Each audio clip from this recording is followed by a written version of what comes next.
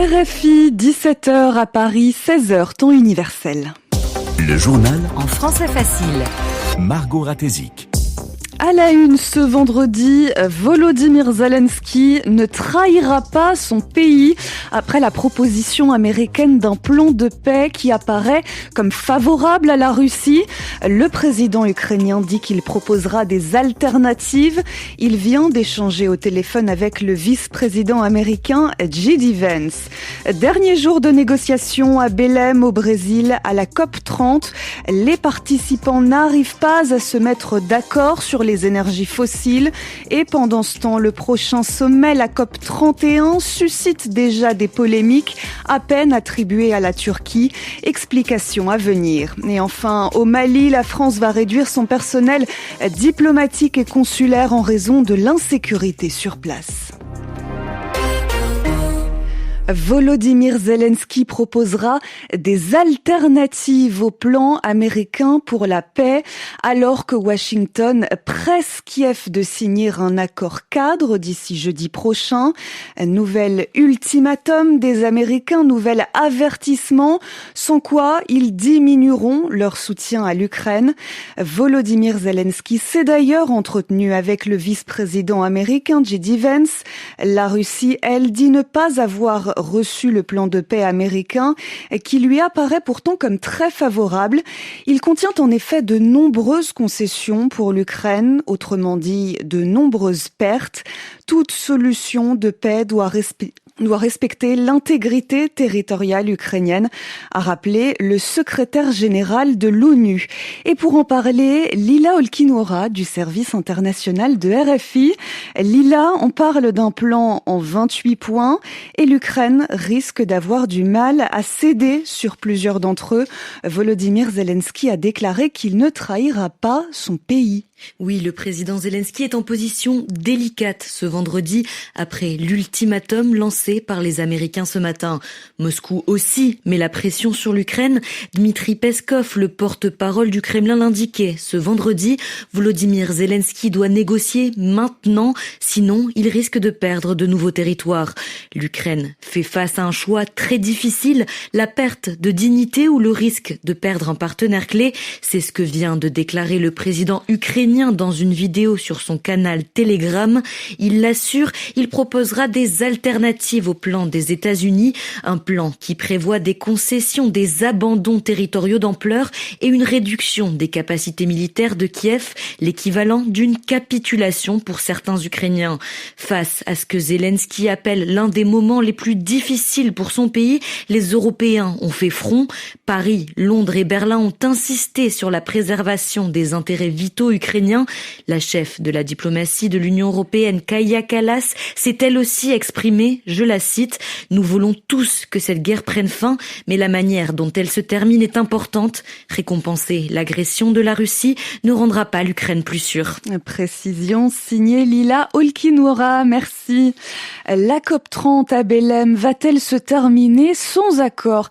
Pas impossible selon l'Union européenne.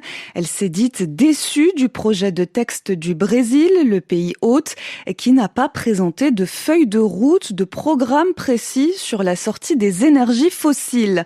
Et au dernier jour des négociations, on sait déjà qui accueillera la prochaine conférence de l'ONU sur le climat. Il s'agit de la Turquie qui était au cœur d'un bras de fer, d'une dispute avec l'Australie depuis des mois autour de l'organisation de cette COP31. Alors son attribution à la Turquie sonne comme une déception pour de nombreux États insulaires du Pacifique en première ligne face au dérèglement climatique. Jeanne Richard. À la COP, les pavillons turcs et australiens sont côte à côte. Cela n'a rien d'un hasard. L'ONU Climat voulait pousser les deux pays à s'entendre sur l'organisation de la COP 31. Et si du côté turc, c'est désormais la joie, côté australien, on se fait du coup plus discret. Et ce sont les représentants des îles du Pacifique qui accusent le coup.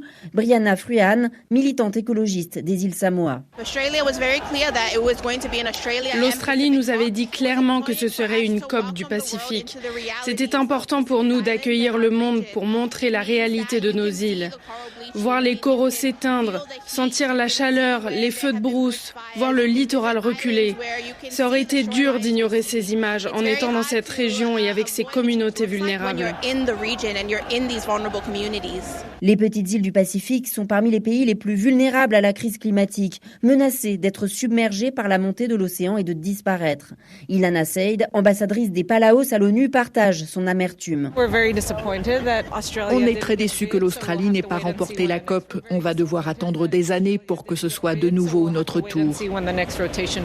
Maigre consolation, si la Turquie accueille la COP, la présidence des négociations reviendrait à l'Australie, l'occasion peut-être de peser sur les discussions. Jeanne Richard, Belém, RFI. RFI, 16h05 à Bamako, au Mali, où la France va réduire son personnel diplomatique et consulaire, conséquence de l'insécurité qui règne sur place, avec l'extension, la hausse de la menace djihadiste et l'embargo, c'est-à-dire les mesures de contrainte sur le carburant. Paris avait déjà appelé ses ressortissants à quitter le pays au début du mois. David Bachet. La France n'annonce en aucun cas la fermeture de son ambassade, pas plus que celle de son consulat ou des écoles françaises de Bamako. Mais dans le contexte actuel, adapter le dispositif français au Mali ne peut signifier qu'une chose, la réduction de leurs effectifs. Combien de personnes sont-elles concernées ? À quelle date ? Le Quai d'Orsay n'a pas souhaité répondre aux demandes de précision de RFI. Mais la décision étant prise et annoncée, son application devrait être rapide. Outre l'ambassade et le consulat, il existe 7 écoles françaises à Bamako, plus précisément des écoles maliennes appliquant le programme français. Leur personnel est majoritairement composé de Maliens, même s'il compte aussi des expatriés. Avant la France, les États-Unis et le Royaume-Uni avaient déjà annoncé fin octobre le retrait de leur personnel non essentiel. La semaine dernière, l'ambassade américaine a toutefois annoncé le retour à la normale de ses activités et de ses effectifs.